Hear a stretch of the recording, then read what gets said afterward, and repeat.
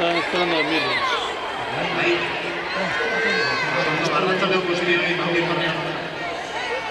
Bueno, iritsia eguna, hemen gaude lehen hezkuntza eta aurre hezkuntza osoa.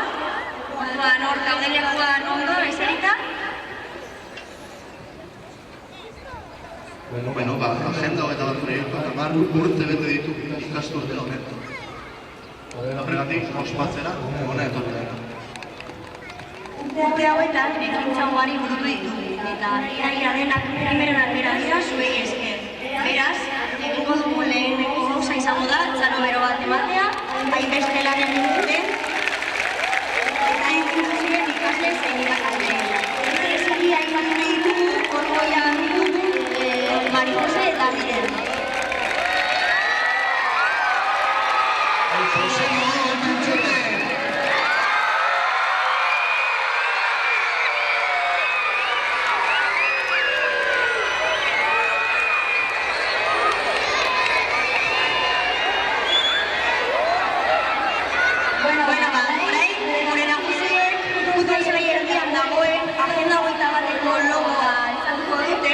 Eta baita, 10. urte urrena adierazten duten kartelak ere.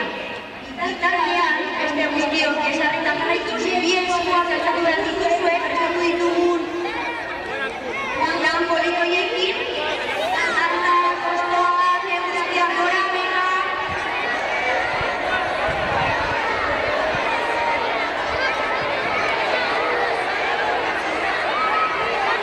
Venga, eskuak gora, mano!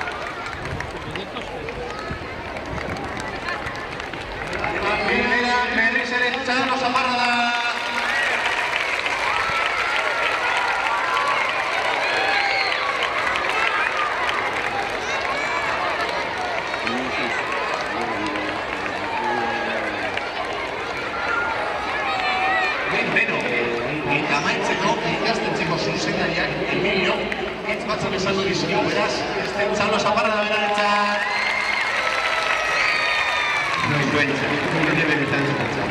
Arratsaldeon guztioi. Oso pozik dago hemen zaudeten guztioekin. Lan ikaragarri egin duzue, eta nire ustez, zorionik handienak merezi dituzue. Hace 10 años empezamos a trabajar en este proyecto y desde entonces, paso a paso, hemos avanzado mucho.